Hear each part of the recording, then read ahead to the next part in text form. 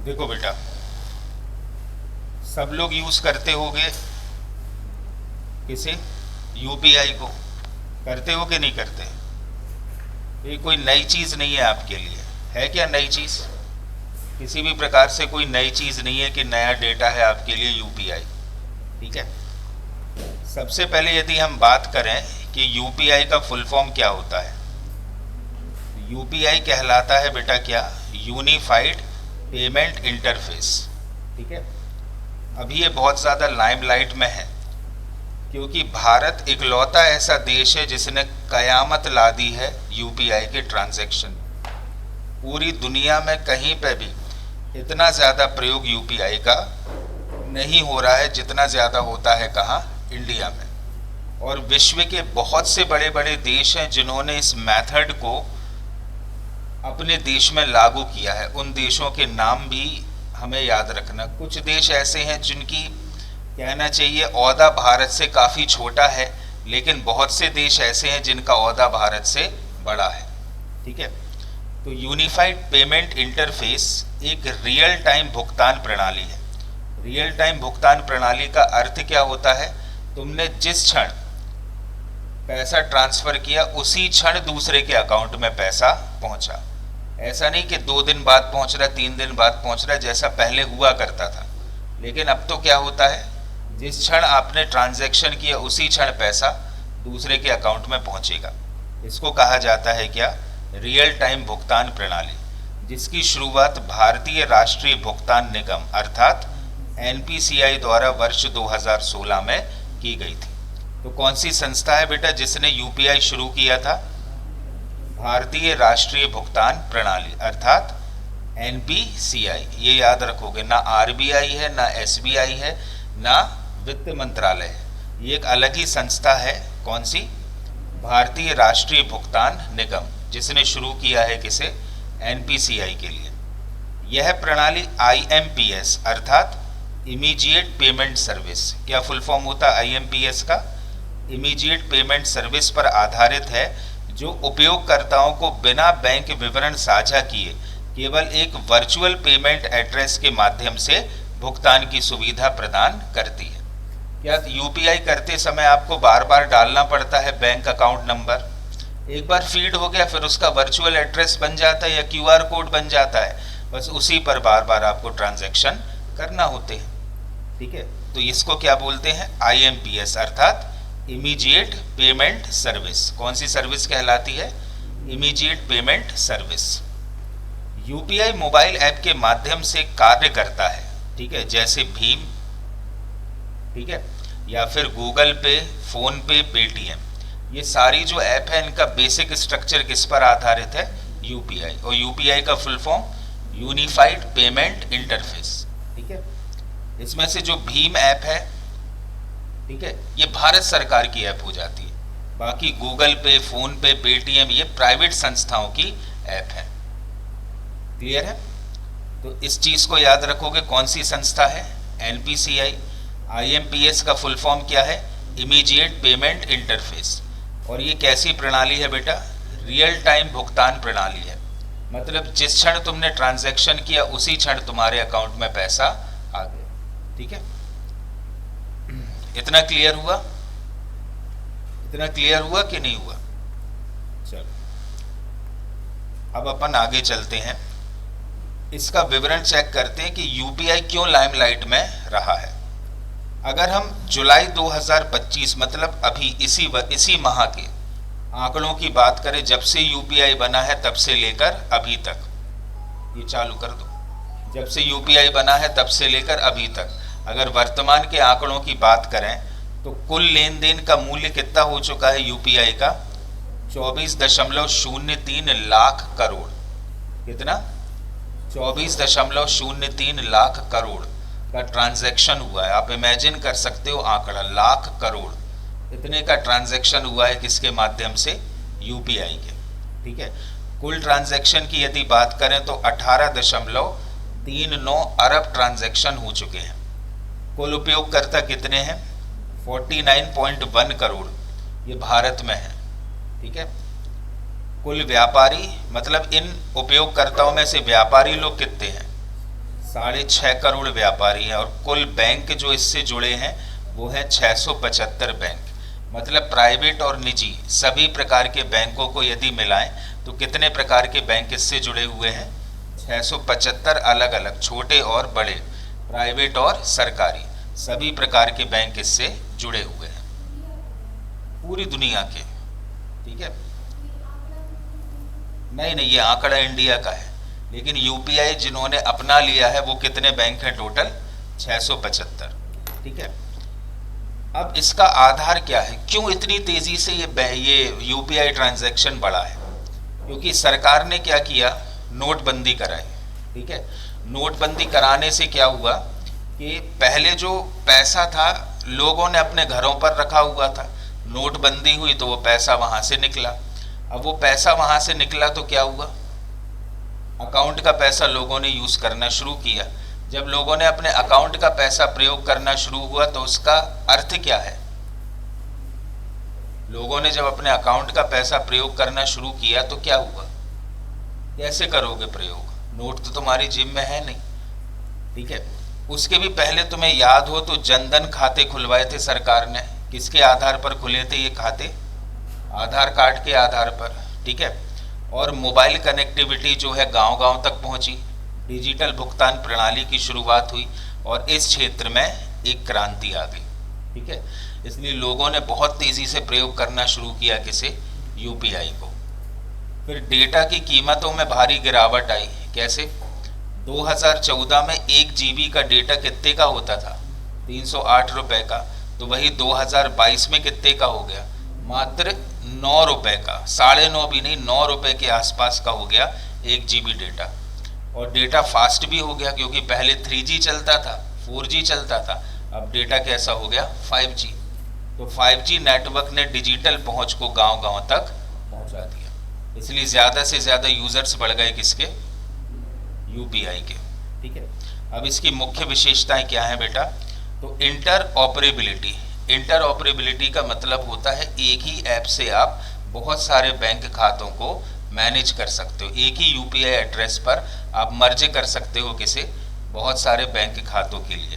तो कोई भी बैंक या ऐप एक दूसरे से जोड़कर कार्य कर सकती है। ठीक है, अब सुरक्षा की बात करें तो 2 स्तरीय प्रमाणीकरण और क्यूआर कोड आधारित भुगतान होता है।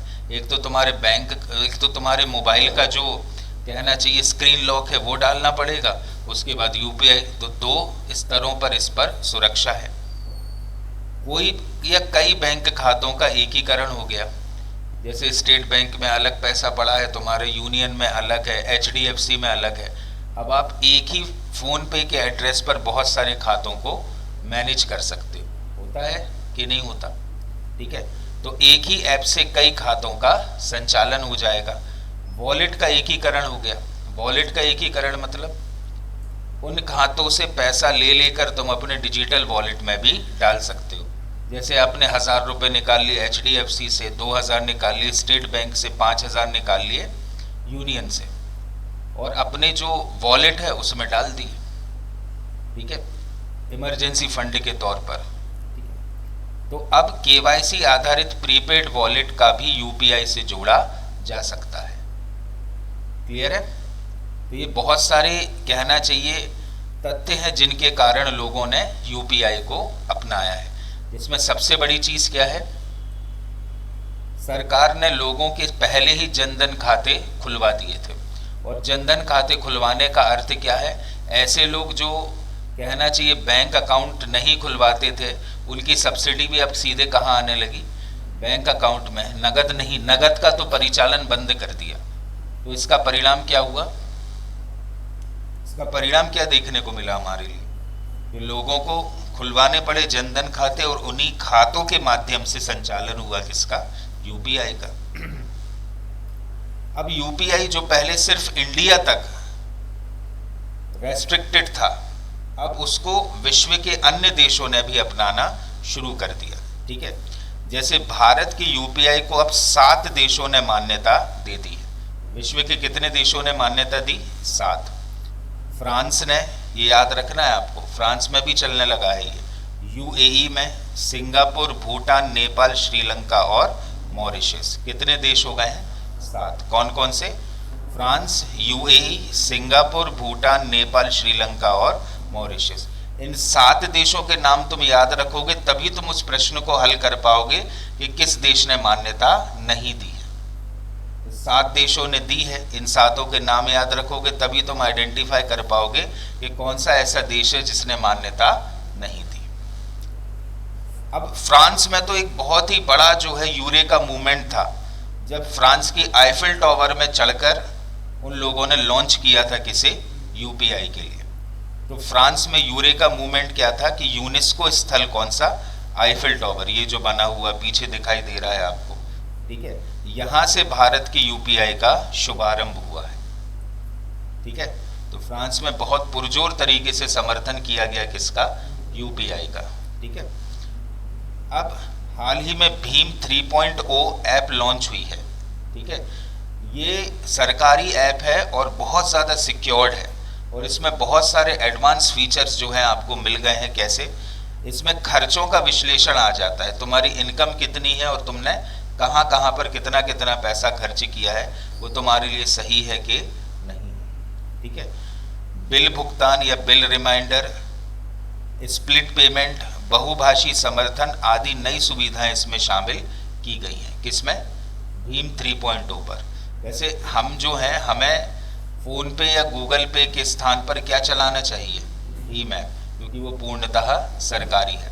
और जितने ज़्यादा ट्रांजैक्शन आप भीम ऐप से करोगे उतना तुम्हारा स्कोर बढ़ता जाएगा, और जितना ज़्यादा तुम्हारा स्कोर बढ़ेगा उतना तुम लोन भी ले सकते हो। बाकी लोन की सुविधाएं पे फ़ोन पे, गूगल पे ये बहुत ज़्यादा पैसा चार्ज करते हैं। ठीक है, भीम ऐप उतना पैसा चार्ज नहीं करता। अब पीपीआई क्या होता है? Prepaid payment instruments. क्या होता है पीपीआई? Prepaid payment instruments. इसमें क्या होता है? वॉलेट को थर्ड पार्टी ऐप से लिंक करके यूपीआई उपयोग की अनुमति दी गई है। क्लियर है? यही पीपीआई के माध्यम से, देखो नॉर्मली यूपीआई के लिए ऑथोराइज्ड जो ऐप है वो कौन सी है? भीम ऐप। यूपीआई एक प्रणाली हो गई और इस प्रणाली को यूजर कैसे उपयोग करेगा? भीम ऐप के द्वारा। लेकिन आप यूज कर रहे हो किसे? गूगल पे को, फोन पे को, और दुनिया भर की और एप्लीकेशंस आ गई है, पेटीएम आ गई है, ये थर्ड पार्टी एप्लीकेशन है। तो जब भी आप किसी थर्ड पार्टी एप्लीकेशन को यूज करते हो तो आप कौन सी मेथड को यूज करते हो? पीपीआई, अर्थात प्रीपेड पेमेंट इंस्ट्रूमेंट्स।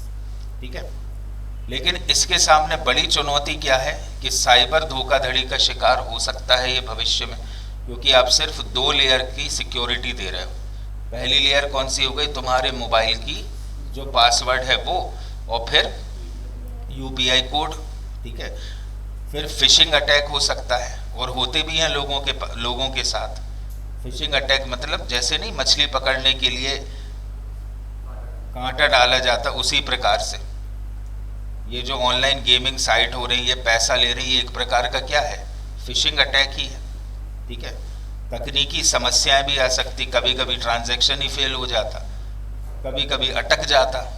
ठीक है, लेन देन की समस्याएं कैसी है कि 1 लाख रुपए प्रतिदिन तक ही ट्रांजैक्शन आप कर सकते हो। ठीक है, आईपीओ के लिए अगर पैसा दे रहे हो तो 5 लाख रुपए प्रति ट्रांजैक्शन तक आप कर सकते हो। और कुछ बैंकों ने आंतरिक रूप से अलग अलग सीमाएं इसकी निर्धारित करी। जैसे अभी 1 अगस्त से लागू होने जा रहा है कि आप प्रतिदिन 20 ट्रांजैक्शन से ज़्यादा नहीं कर सकते हैं, फिर चार्जेबल हो। तो फ्री ट्रांजैक्शंस कितने हैं टोटल? 20। जैसे अब आप देखो, पहले मोबाइल जब रिचार्ज करते होगे तो पैसा मिलता होगा, ठीक है, 20 रुपये, कभी 30 रुपये मिल जाते थे। अब लेकिन प्लेटफॉर्म फीस लगने लगी, 2 रुपये लगते हैं। ठीक है, तो वही चीज़ अब धीरे धीरे ये सब चार्जेबल हो जाएगा। बेंगलोर में फल बेचने वाले, सब्जी बेचने वाले जितने भी यूपीआई यूज़ करते थे, सबको जीएसटी का स्टेटमेंट आ गया पिछले 3 सालों का। मतलब एक सब्जी का जो ठेला लगा रहा है उसको 53,000 रुपये जीएसटी भरना है।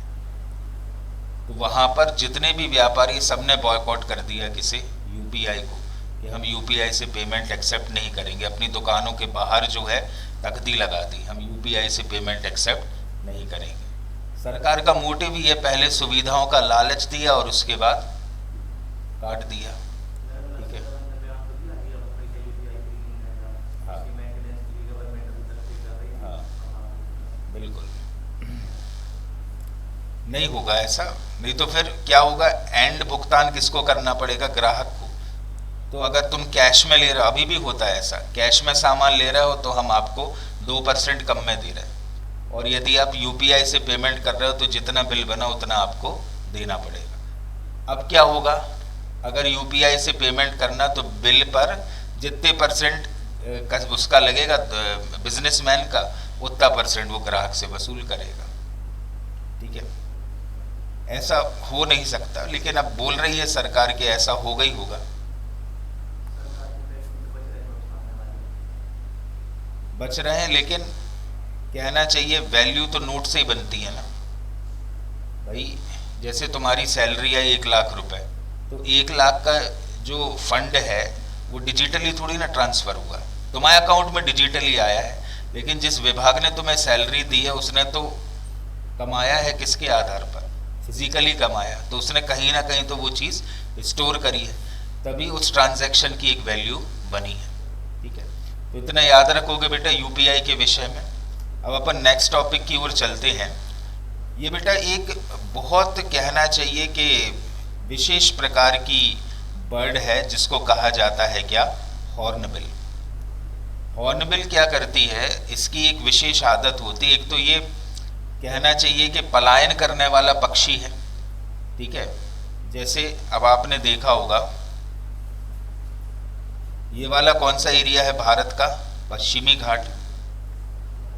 कौन सा एरिया है, पश्चिमी घाट, और ये है पूर्वी घाट। पूर्वी घाट से हमें मतलब नहीं है। ये जो हॉर्नबिल है, हॉर्नबिल कहाँ का पक्षी है, पश्चिमी घाट का। लेकिन पश्चिमी घाट में जब गर्मी बढ़ती है, ठीक है, तो ये ठंडक प्राप्त करने के लिए कहाँ चला जाता है, तमिलनाडु। इसी दौरान इस बर्ड की प्रेगनेंसी भी होती है।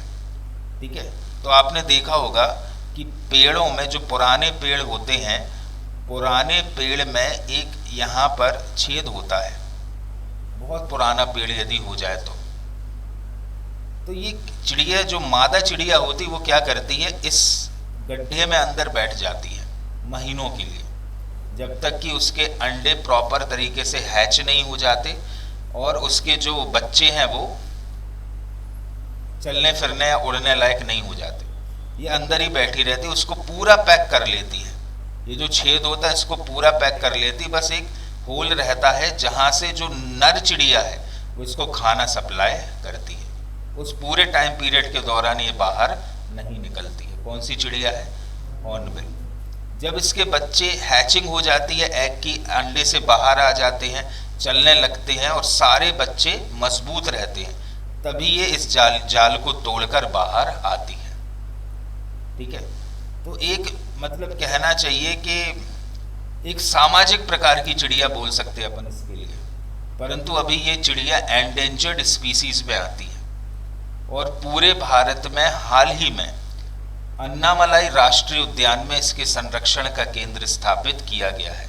और कहाँ पर है अन्नामलाई राष्ट्रीय उद्यान, तमिलनाडु में। ठीक है, तो भारत का पहला centre for excellence for hornbill conservation Tamil Nadu सरकार द्वारा अन्नामलाई टाइगर रिजर्व कोयम्बटूर जिले में स्थापित किया गया है।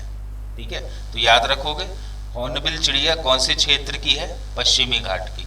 उसका संरक्षण का पहला सेंटर पूरे भारत में कहाँ ओपन हुआ है, अन्नामलाई राष्ट्रीय उद्यान। कहाँ पर आता अन्नामलाई, कोयम्बटूर जिला, कहाँ, तमिलनाडु। ठीक है, परियोजना के लिए endangered species conservation corpus fund से 1 करोड़ रुपए लिए गए हैं। ठीक है, इस पूरे के पूरे कंजर्वेशन को करने के लिए 1 करोड़ की राशि किसने दी है, किसने दी है, endangered species conservation corpus fund के द्वारा ये राशि दी गई है। अब इसके उद्देश्य क्या है, क्यों कंजर्वेशन जरूरी है। अब अब पश्चिमी घाट में एक प्रकार की हॉर्नबिल चिड़िया नहीं होती, हॉर्नबिल चिड़िया की भी कई प्रजातियां हैं, जैसे ग्रेट हॉर्नबिल, उसके बाद मालाबार ग्रे हॉर्नबिल। ये जो पूरा पश्चिमी घाट है इसका उत्तरी भाग क्या कहलाता है बेटा? मालाबार कहलाता है कि नहीं कहलाता? कि दक्षिणी भाग कहलाता है? मालाबार तट क्या किसे कहते हैं अपन? दक्षिणी इलाके को, ठीक है। ऊपर कोंकण, ठीक है। तो मालाबार ग्रे हॉर्नबिल जो केरल में पाई जाती है, मालाबार पाइड हॉर्नबिल और इंडियन ग्रे हॉर्नबिल, ये 4 प्रकार की प्रजातियां हैं हॉर्नबिल चिड़िया की जो भारत में पाई जाती हैं। क्लियर है? और इसका संरक्षण कहां पर हो रहा है? कहां पर? अन्नामलाई में, ठीक है। अब इसका शोध एवं पर्यावरण संरक्षण की जो गतिविधियां हैं उसमें देखा जाता है आबादी और आवास का मानचित्रण, घोंसले की निगरानी एवं सुरक्षा रखी जाएगी कि ऐसा तो नहीं कि चिड़ियाओं को खाने नहीं मिल रहा हो, ठीक है। जीपीएस सैटेलाइट टेलीमेट्री के माध्यम से पार्किंग और प्रवास की स्टडी की जाएगी कि चिड़िया कहाँ कहाँ उड़कर जाती हैं और कहाँ से अपना खाना बटोरती हैं।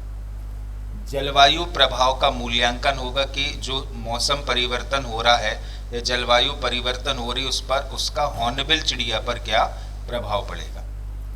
अब स्थानीय वृक्षारोपण, जिन वृक्षों, अभी जो वृक्ष का कॉन्सेप्ट हमने बताया था ना कि उस छेद में चली जाती है, जब तक अंडे की प्रॉपर हैचिंग नहीं होती तब तक ये नहीं उड़ती, तो कौन से वृक्षों में रहती है? फाइकस, कैनेरियम और डिप्टेरोकार्पस प्रकार के जो वृक्ष होते वहीं पर ये चिड़िया रहती है।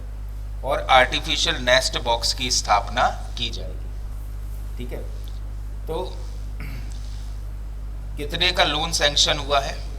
1 करोड़। किस सरकार की योजना है ये?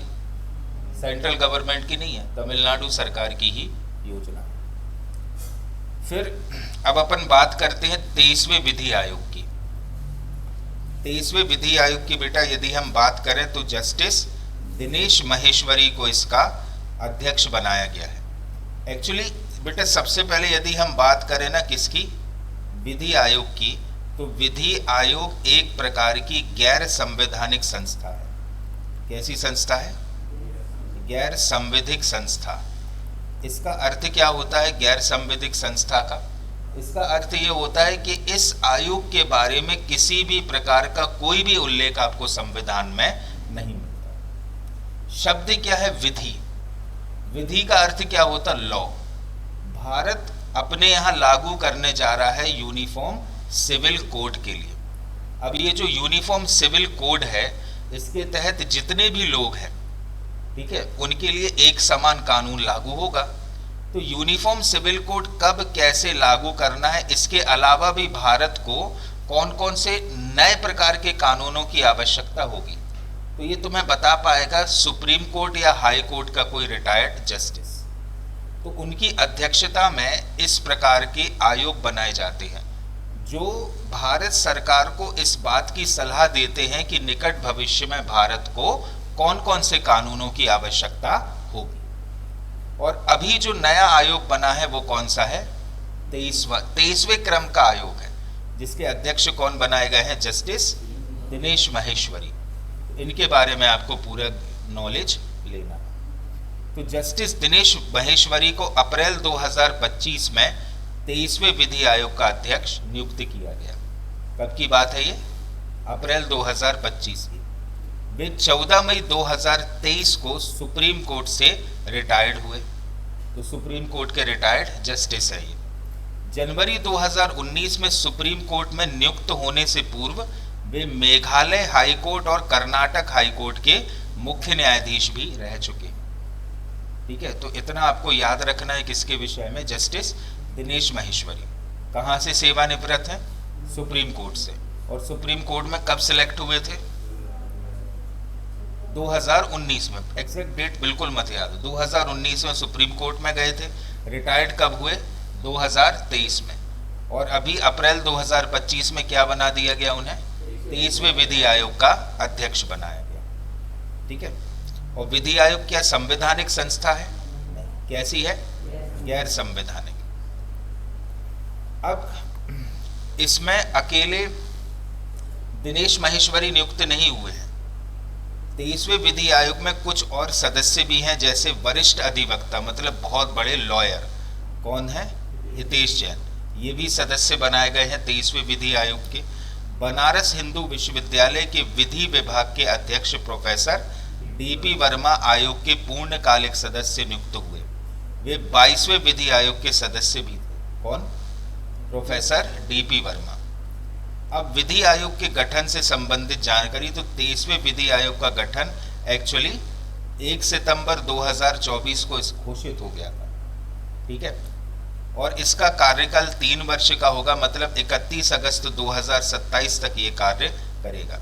एक्चुअली अब तुम कहोगे कि सर ये तो 1 सितंबर 2024 को हो चुका था शुरू, ठीक है, फिर अभी क्यों इसके अध्यक्ष बनाए गए? आ रहा है मन में बात कि नहीं? ऋतुराज अवस्थी का नाम सुना होगा आप लोगों ने, सुना है? ऋतुराज अवस्थी, ऋतुराज का नाम सुना है?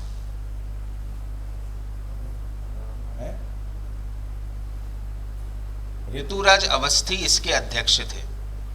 किसके? 23वें विधि आयोग के। तो ऋतुराज अवस्थी एक्चुअली लोकपाल बन गए। ऋतुराज अवस्थी को कहां पर ट्रांसफर कर दिया? वे भारत के लोकपाल बन गए, और उनका स्थान ले लिया किसने? दिनेश माहेश्वरी ने। ठीक है, तो 1 सितंबर 2024 को जब 23वां विधि आयोग स्थापित हुआ था, तब इसके अध्यक्ष कौन थे? ऋतुराज अवस्थी। अब कौन हो गए हैं? दिनेश माहेश्वरी। ठीक है, ये है ऋतुराज अवस्थी। अब आयोग का प्रमुख कार्य एक्चुअली क्या रहेगा? तो आयोग को सौंपे गए प्रमुख दायित्वों में सबसे बड़ा दायित्व क्या है? समान नागरिक संहिता, ये यूनिफॉर्म सिविल कोड लागू करने की व्यवहार्यता की जांच करना। 22वें विधि आयोग ने इस दिशा में महत्वपूर्ण कार्य आरंभ किया था। उसके अध्यक्ष भी कौन थे? जस्टिस ऋतुराज अवस्थी थे, जो लोकपाल नियुक्त किए जाने की प्रक्रिया से बाधित हो गया इनका कार्य। इनको क्या बना दिया गया है? लोकपाल। ठीक है, और इनके स्थान अब किसने ले लिया है? दिनेश माहेश्वरी ने। और आयोग भी ट्रांसफॉर्म कर दिया, किस रूप में? 22वें के स्थान पर अब 23वां आयोग कर दिया। ठीक है, तो अगर हम बात करें आयोग कौन सा है, कौन से क्रम का है? 23वां विधि आयोग है। ठीक है, अध्यक्ष कौन है? जस्टिस दिनेश माहेश्वरी। कहां से हैं? सुप्रीम कोर्ट से। गठन कब हुआ? 1 सितंबर 2024 को। कब तक का कार्यकाल होगा? 3 वर्ष का। आखिरी दिन 31 अगस्त 2027। प्रमुख कार्य क्या है? समान नागरिक संहिता के लिए कानूनों का निर्माण करना। अन्य सदस्य कौन कौन हो गए? हितेश जैन। कौन है ये? वरिष्ठ अधिवक्ता और प्रोफेसर डीपी वर्मा, जो किसमें थे? बनारस हिंदू विश्वविद्यालय में। ठीक है, साथ ही साथ दिनेश माहेश्वरी कहाँ के मुख्य न्यायाधीश भी रहे हैं? मेघालय और कर्नाटक हाईकोर्ट के ये मुख्य न्यायाधीश भी रहे हैं। याद रखोगे बेटा इसके लिए अच्छे से? बताओ श्रीवास्तव जी, याद रखोगे? अब भी पेपर होगा 25 क्वेश्चंस का। ठीक है, चलो, कौन है बेटा ये? द्रौपदी मुर्मू। ठीक है, राष्ट्रपति द्रौपदी मुर्मू की विदेश यात्रा कहाँ कहाँ करी थी इन्होंने? पुर्तगाल और स्लोवाकिया की। कहाँ के देश है? यूरोपीय देश है कि नहीं? पुर्तगाल की राजधानी क्या है? लिस्बन। ठीक है, लिस्बन में इनको बहुत ज्यादा सम्मान दिया गया है। ठीक है, अप्रैल 2025 की बात है। भारत और पुर्तगाल के राजनयिक संबंधों की पुनर्स्थापना की 50वीं वर्षगांठ है। ठीक है, और इस 50वीं वर्षगांठ को सेलिब्रेट करने के लिए हमारी महामहिम राष्ट्रपति कहाँ गई थी? पुर्तगाल, ताकि हमारे संबंध पुर्तगाल से और मजबूत हो सके। ठीक है, और 7 अप्रैल को इन्हें सम्मानित किया गया। लिस्बन के मेयर द्वारा राष्ट्रपति द्रौपदी मुर्मू को सिटी ऑफ ऑनर, कौन सा पुरस्कार दिया गया बेटा? सिटी ऑफ ऑनर से सम्मानित किया गया। यह सम्मान लिस्बन में आयोजित एक समारोह में प्रदान किया गया। कौन सा सम्मान है बेटा? City of honour. ठीक है, पुर्तगाल की राजधानी लिस्बन में। ठीक है, इसी के बाद हमारी महामहिम राष्ट्रपति कहाँ गई? स्लोवाकिया। तो 9 और 11 अप्रैल को वे रही कहाँ पर? स्लोवाकिया में। तो 10 अप्रैल 2025 को स्लोवाकिया की एक यूनिवर्सिटी है, कौन सी? Constantine the philosopher university. याद रखना यूनिवर्सिटी का नाम Constantine the philosopher university. University अकेली हरिसिंह विश्वविद्यालय नहीं होती, ठीक है, बहुत सारी यूनिवर्सिटीज होती हैं। तो स्लोवाकिया की यूनिवर्सिटी है कौन सी? कॉन्स्टेंटाइन द फिलोसोफर यूनिवर्सिटी द्वारा राष्ट्रपति मुर्मू को डॉक्टरेट की मानक उपाधि से सम्मानित किया गया। डॉक्टरेट की मानक उपाधि का मतलब क्या है? अब ये डॉक्टर द्रौपदी मुर्मू के नाम से जानी जाएंगी। क्लियर है? तो कहना चाहिए, अगर बात करें हम कि पुर्तगाल से कौन सा अवार्ड मिला है? पुर्तगाल से सिटी ऑफ ऑनर। और यदि हम बात करें स्लोवाकिया से, तो यहाँ पर डॉक्टरेट की मानक उपाधि से इन्हें सम्मानित किया गया। याद रखोगे? तो 2 अवार्ड्स किसके हैं? द्रौपदी मुर्मू के। महामहिम राष्ट्रपति द्रौपदी मुर्मू। घर के बाजू में थोड़ी रहती जो द्रौपदी मुर्मू बोलो, ठीक है। अब इसका यदि विश्लेषण पढ़ें हम, तो सम्मान प्राप्तकर्ता कौन है? राष्ट्रपति द्रौपदी मुर्मू। पुर्तगाल यात्रा का उद्देश्य क्या था? तो भारत पुर्तगाल राजनयिक संबंधों की पुनर्स्थापना की कौन सी वर्षगांठ थी? 50वीं वर्ष। एक एक पॉइंट क्लियर होना चाहिए, ठीक है। स्थान क्या है? लिस्बन। कहाँ की राजधानी है? पुर्तगाल की। सम्मान सिटी ऑफ ऑनर मिला कहाँ से? पुर्तगाल से। कब मिला? 7 अप्रैल। डेट उतनी ज़्यादा मान्य नहीं रखती, फिर भी तुम्हारी किस्मत अगर डेट पूछ लें तो याद तो करनी पड़ेगी, ठीक है। तो फिर भी हल्का हल्का सा तो हमको याद रहता ना। दिक्कत कब होती है MPPSC में? जब वो लिखते हैं 6 अप्रैल, 7 अप्रैल, 8 अप्रैल, जे को टाइम नहीं पूछते, ठीक है, उसमें दिक्कत हो जाती है। जबकि SSC में क्या पूछा जाता है? SSC या रेलवे जैसी परीक्षाओं में अप्रैल 2025, जनवरी 2025, जनवरी 2024 ऐसे। तो वहाँ पर तो अपन लगा दी यार, अब भी हाल की घटना यार अभी पड़ी थी, तो अपन लगा देते। दिक्कत कहाँ करती है? MPPSC में। अब स्लोवाकिया यात्रा कब से कब तक थी? 9 से 11 अप्रैल 2025 को। विश्वविद्यालय कौन सा है? Constantine the philosopher university. उपाधि काय की है? डॉक्टरेट की मानक उपाधि। कब मिली? 10 अप्रैल 2025। ठीक है, याद रख लोगे। घर पे जाकर इस वीडियो को एक बार और सुन लेना, फास्ट फॉरवर्ड करके। अब प्रधानमंत्री श्री नरेंद्र मोदी को मिला श्रीलंका का मित्र विभूषण पुरस्कार। ठीक है, ये श्रीलंका का सबसे बड़ा नागरिक सम्मान होता है। कौन सा? मित्र विभूषण पुरस्कार। ठीक है, कब की बात है ये? 5 अप्रैल 2025 की। ठीक है, स्थान कौन सा है? श्रीलंका। सम्मान प्रदाता कौन है? श्रीलंका के राष्ट्रपति दिसानायके। किसने दिया है? श्रीलंका के राष्ट्रपति है कौन? दिसानायके। ये सम्मान मिल रहा है, ये मोदी जी बता रहे हैं, देखो ऐसा सम्मान मिला है। ठीक है, तो श्रीलंका मित्र विभूषण श्रीलंका द्वारा विदेशी नेताओं को दिया जाने वाला सर्वोच्च नागरिक सम्मान है। क्या है इसका नाम? मित्र विभूषण पुरस्कार। ठीक है, यह सम्मान पहली बार किसी भारतीय नेता को प्रदान किया गया, मतलब पहला ऐसा मौका है। इतने सालों से श्रीलंका हमारे नीचे बैठा है, रावण रहता था वहां पर, किसी को यह सम्मान नहीं मिला, नहीं रहता था भाई, ये तो श्रीलंका थी। ठीक है, मिलना चाहिए था हनुमान जी को, लेकिन हनुमान जी के तरफ से किसने ले लिया? मोदी जी ने। ठीक है, तो पहली बार जो है श्रीलंका ने किसी भारतीय नेता को यह सम्मान दिया। यह सम्मान भारत और श्रीलंका के बीच मैत्रीपूर्ण संबंधों को मजबूत करने में प्रधानमंत्री मोदी के स्थायी योगदान को मान्यता देने के लिए दिया गया। आप लोगों ने देखा होगा 21-22 का टाइम था जब श्रीलंका की इकोनॉमी पूरी ध्वस्त हो गई थी। वहाँ के जो राष्ट्रपति थे उनके घर पर लोग घुस गए थे और तुरंत जो है एयरलिफ्ट कराना पड़ा था राष्ट्रपति के लिए। उस समय तुरंत सहयोग लेकर पहुंचे थे कौन? मोदी जी। तो संबंध घनिष्ठ हुए। वो संबंध जो राजीव गांधी की गवर्नमेंट में बिल्कुल खत्म हो गए थे, क्योंकि उस समय लिट्टे का आतंकवाद चल रहा था वहां पर, उन संबंधों को मजबूत किया किसने? मोदी जी ने। और उन संबंधों के कारण ये सम्मान श्रीलंका ने दिया किसे? मोदी जी के लिए। अब सम्मान कौन सा है? तो श्रीलंका मित्र विभूषण सम्मान। सम्मान देने वाला देश कौन सा है? ऑब्वियसली श्रीलंका। सम्मान किसे मिला? तो प्रधानमंत्री मोदी को। तिथि क्या है? 5 अप्रैल 2025। अवसर क्या है? श्रीलंका की राजकीय यात्रा करी थी। प्रदानकर्ता कौन है? तो श्रीलंका के राष्ट्रपति हैं बेटा कौन? दिसानायके। अब महत्व क्या है इस सम्मान का? तो विदेशी नेताओं को दिया जाने वाला श्रीलंका का सर्वोच्च नागरिक सम्मान है। विशेष बात क्या है? तो यह सम्मान किसी भारतीय नेता को पहली बार प्राप्त हुआ है।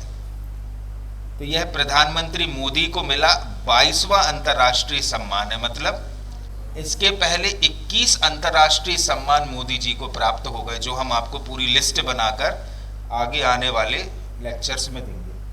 लेकिन ये कौन सा सम्मान है? 22वां। ठीक है। अभी तक किसी भी नेता या प्रधानमंत्री को इतने सारे अंतर्राष्ट्रीय सम्मान भारत में नहीं मिले। अब ये बहुत इंपॉर्टेंट टॉपिक है, विजडन क्रिकेट सम्मान। बुमराह को तो जानते होंगे, कई लोगों के तो दोस्त हो गया होगा वो। ठीक है। क्या नाम है पूरा? जसप्रीत बुमराह। सबसे पहले अपन बात करें बेटा विजडन की। ठीक है। विजडन जो पत्रिका है ये क्रिकेट की बाइबल कहलाती है। विजडन जो पत्रिका है क्या कहलाती है? ये विजडन क्रिकेट्स एल्मैनिक, मतलब बाइबल के जैसी। जैसे क्रिश्चियनिटी का पवित्र ग्रंथ क्या है? बाइबल। हिंदुओं का गीता। वैसे ही जो क्रिकेटर्स हैं उनके बारे में एक एक जानकारी है। ये साल भर में एक ही संस्करण होता है विजडन का। ठीक है। क्योंकि क्रिकेट की जो दीवाने उनकी कमी है नहीं। हमारा नेशनल स्पोर्ट हॉकी है, लेकिन दीवानगी किसके प्रति है? अभी हॉकी के खिलाड़ी नहीं जानते होंगे आप लोग, लेकिन क्रिकेट के खिलाड़ी जानते होंगे। ठीक है। तो इसकी शुरुआत कब से हुई है विजडन पत्रिका की? 1864 से। 2025 में इस पत्रिका का जो संस्करण जारी हुआ है वो 162वां संस्करण है। क्या है विजडन पत्रिका? अपने आप में क्रिकेट की बाइबल है। अब इसके जो पुरस्कार इस वर्ष हुए हैं वो कौन से हैं? तो लीडिंग पुरुष क्रिकेटर ऑफ द वर्ल्ड, अकेले इंडिया का नहीं, लीडिंग पुरुष क्रिकेटर ऑफ द वर्ल्ड कौन बना है? जसप्रीत बुमराह। ऑब्वियसली कहाँ के हैं? भारत की। इसी प्रकार से लीडिंग महिला क्रिकेटर ऑफ द वर्ल्ड कौन है? स्मृति मंधाना। ये भी कहाँ की है? भारत की। देख रहे होगे ये नहीं है स्मृति मंधाना, ये है जसप्रीत बुमराह, ये है स्मृति मंधाना। इतना तो समझ सकते होगे ना। ठीक है। Leading T20 cricketer of the world कौन है? Nicholas Pooran. जानते हो इसको? ये इसको मिला 2024 के हैं ये पुरस्कार, लेकिन मिले कब हैं? अभी 25 में। तो leading T20 cricketer in the world किसे खिताब मिला है? निकोलस पूरन को। कहाँ का है? West Indies. विजडन ट्रॉफी 2025 किसे मिली? Michel Santner. ये भी कहाँ के है? न्यूजीलैंड के। अब विजडन की प्रथा रही आई है कि ये हमेशा 5 खिलाड़ियों को क्रिकेटर ऑफ द ईयर का खिताब देता है। अब वे 5 खिलाड़ी कौन कौन से हैं? गस एटकिंसन, लियोल Dawson, Dan Worrall, Sophie Ecclestone और जेमी स्मिथ। ठीक है।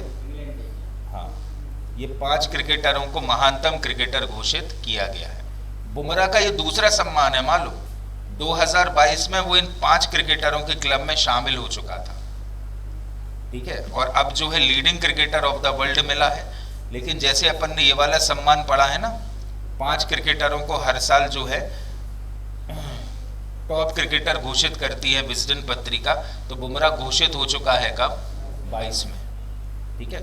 और इस वर्ष क्या बना है? लीडिंग पुरुष क्रिकेटर ऑफ द ईयर। किसने खिताब दिया है ये? विजडन पत्रिका ने। विजडन पत्रिका क्या कहलाती है? Bible of cricketers. Wisden trophy की यदि बात करें तो यह ट्रॉफी साल भर में किसी टेस्ट मैच में असाधारण प्रदर्शन करने वाले खिलाड़ी को दी जाती है। ठीक है, अब टेस्ट मैच तो जानते ही होंगे आप लोग, स्पोर्ट्स अलग से मेंशन्ड है, याद रखना आपके सिलेबस में।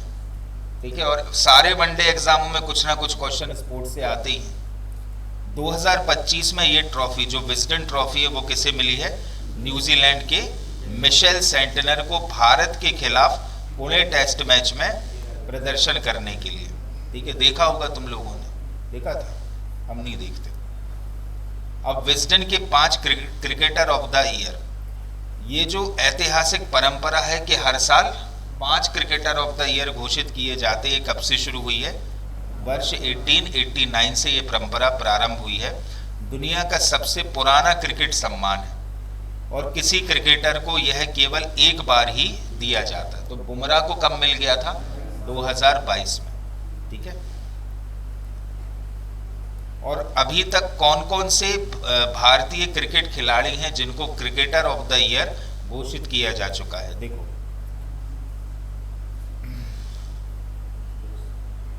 रणजीत सिंह जी, वही महाराजा रणजीत सिंह, ठीक है, पंजाब के, उनको मिल गया था कब? 1897 के समथिंग। फिर दिलीप सिंह, ये भी महाराजा थे, इनको 1930 के समथिंग। इफ्तिकार अली खान 1932, सी के नायडू 1933, विजय मर्चेंट 1937, वीनू माकंड 1947, मंसूर अली खान, वही पटौदी, ठीक है, 1968 में, भगवत चंद्रशेखर 1972, सुनील गावस्कर 1980, कपिल देव 1983, मोहम्मद अजरुद्दीन 1991, सचिन तेंदुलकर 1997। इसी प्रकार से मोहिंदर अमरनाथ को 1984 में, दिलीप वेंगसरकर को 1980 और अनिल कुंबले को 1996 में।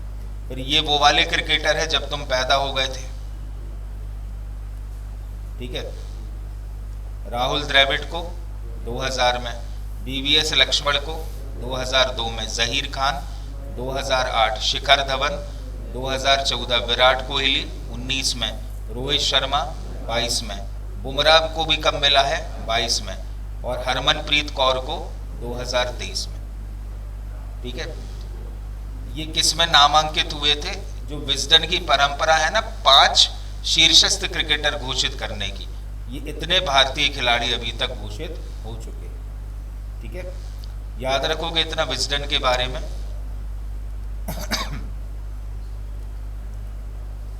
अब भैया ये बहुत बड़ा रिकॉर्ड बना है मालूम, दिव्या देशमुख का।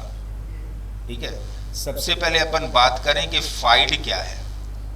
क्रिकेट की अंतर्राष्ट्रीय नियम प्रणाली को लागू करने वाली जो संस्था है वो कहलाती है क्या?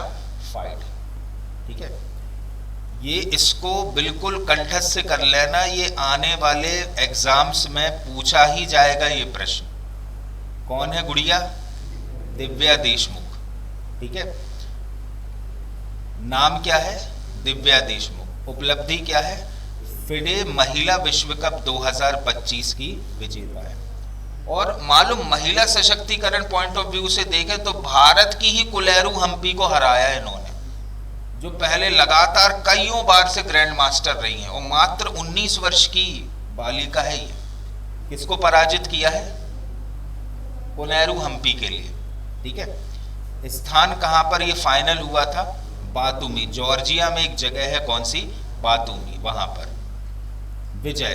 अनुभवी ग्रैंड मास्टर कोनेरू हम्पी को इन्होंने पराजित किया। ठीक है, क्लासिकल शतरंज खेल ड्रॉ हुए, क्योंकि बहुत सारे चरणों में होता, तो शुरुआती जो खेल थे वो दोनों के बीच में ड्रॉ हुए थे। लेकिन जो रैपिड ट्राई ब्रेक राउंड होता है उसमें 1.5 और 0.5 से जीत गई कौन? दिव्या देशमुख। अब इनाम राशि कितनी मिली इसे? 50,000 अमेरिकी डॉलर। आप अनुमान लगा सकते हो। ठीक है, उपाधि क्या मिली? इस जीत के साथ दिव्या देशमुख भारत की चौथी महिला ग्रैंड मास्टर है, लेकिन फिडे की पहली महिला ग्रैंड मास्टर है। जो फिडे जो संस्था है शतरंज की, उसकी प्रथम महिला ग्रैंड मास्टर हैं कौन? दिव्या देशमुख। उम्र कितनी है इनकी? मात्र 19 वर्ष। ठीक है, तो दिव्या देशमुख फिडे महिला विश्व कप जीतने वाली भारत की पहली महिला खिलाड़ी बनी है। उन्होंने भारतीय शतरंज में नई क्रांति का प्रतीक बनते हुए महिला सशक्तिकरण को भी मजबूत किया है। इस जीत के साथ उन्हें प्रतिष्ठित ग्रैंड मास्टर की उपाधि भी प्राप्त हुई। अब सबसे पहले अपन बात करें कि फिडे क्या है, तो ये फ्रेंच की संस्था है, फ्रांस का नाम है, फ्रेंच भाषा में है फेडरेशन इंटरनेशनल डैश 21। अगर हम अपनी भाषा में बोले तो शतरंज की अंतर्राष्ट्रीय संचालन संस्था, उसको कहा गया है क्या? फिडे, जिसे वर्ल्ड चेस फेडरेशन भी इंग्लिश में कहते हैं। स्थापना हुई थी कहां पर? 1924 में। और यह विश्व भर में शतरंज प्रतियोगिताओं की रैंकिंग का संचालन करती है। खिलाड़ी, किस खिलाड़ी ने कौन सी प्रतियोगिता जीती और उसकी रैंकिंग कितनी हो गई है। ठीक है, अब दिव्या देशमुख की यदि बात करें तो इनका जन्म 2005 में हुआ। कहां? नागपुर में। भगवान दास पुरोहित विद्यालय से इन्होंने शिक्षा ग्रहण की। कहां की है ये? नागपुर की है। पहले ही वह वुमेन ग्रैंड मास्टर बन चुकी थी। 19 मतलब ये तो 19 वर्ष की आयु में तो इतना बड़ा खिताब जीता जो फिडे का ग्रैंड मास्टर का पद है वो। लेकिन उसके पहले वो अपने, कहना चाहिए, भारत के स्पोर्ट्स में क्या बन चुकी थी? विमेन ग्रैंड मास्टर बन चुकी थी। इसके अलावा वे इंटरनेशनल मास्टर की उपाधि भी रखती हैं। उन्होंने 2024 में world under 20 girls chess championship और चेस ओलंपियाड 2024 भी व्यक्तिगत व टीम स्वर्ण पदक जीते थे। ठीक है, अब इसी आयु के 3 और शतरंज के खिलाड़ी भी, कहना चाहिए, अंतर्राष्ट्रीय स्तर पर ख्याति अर्जित कर चुके हैं। कौन कौन से हैं? आर प्रज्ञानंद, ठीक है जी, बैठा, ठीक है। फिर गुकेश डोमाराजू, ये बैठा, दक्षिण भारतीय हैं, गुकेश डोमाराजू। निहाल सरीन, ये बैठा, ठीक है। ये 3 लोगों के नाम भी याद रखना आप लोग, क्योंकि ये पूछा जा सकता है इनके नाम कि ये कौन से स्पोर्ट से रिलेटेड है। ठीक है, ये है बेटा कुलेरू हम्पी और ये है दिव्या देशमुख। ठीक है, प्रतियोगिता कौन सी है? फिडे महिला विश्व कप, कब का? 2025 का। स्थान कौन सा था? बातुमी जॉर्जिया। विजेता दिव्या देशमुख, उपविजेता कुनेरू हम्पी। फॉर्मेट कौन सा है? Knockout plus rapid tie break में जीती थी। उसके पहले के जितने भी चरण हैं वो पूरे मैचेस ड्रॉ हुए थे। ठीक है, इनाम राशि 50,000 अमेरिकी डॉलर। उपाधि कौन सी मिली? ग्रैंड मास्टर की। और भारत की कौन सी ग्रैंड मास्टर है? चौथी महिला ग्रैंड मास्टर, लेकिन फिडे की प्रथम है। ऐसे तो अलग अलग संस्थाओं ने जो ग्रैंड मास्टर की उपाधि दी वो 4 महिलाओं को मिल चुकी है, लेकिन फिडे की यदि बात करें तो फिडे की प्रथम ग्रैंड मास्टर है कौन? दिव्या देशमुख। ठीक है, अब फिडे की यदि बात करें कि फिडे है क्या, तो इंटरनेशनल चेस फेडरेशन को कहा जाता है क्या? फिडे। पूरा नाम क्या है? Federation international dash HS. ये फ्रांसीसी नाम है, लेकिन अगर अंग्रेजी नाम की बात करें तो इंटरनेशनल चेस फेडरेशन होता है। अब इसका स्थापना कब हुई? तो बेटा इसकी स्थापना हुई 20 जुलाई 1924 को। कहां पर? पेरिस, फ्रांस में। याद रखना, स्थापना कहां हुई है? Paris, France. लेकिन मुख्यालय कहां है? Lausanne, Switzerland. ठीक है, अभी कुछ ही समय पहले इसके मुख्यालय में परिवर्तन हुआ है। अभी अगर बात करें कि जैसे अगर प्रश्न आ जाए कि फिडे का मुख्यालय कहां है, तो क्या मार्क करके आओगे आप लोग? लुसाने, स्विट्जरलैंड में। लेकिन इसके पहले 2019 में मुख्यालय कहां हुआ करता था? ग्रीस के एथेंस में। 2019 में ही उसको शिफ्ट करके कहां ले गए हैं? लुसाने, स्विट्जरलैंड में उसको स्थानांतरित किया गया है।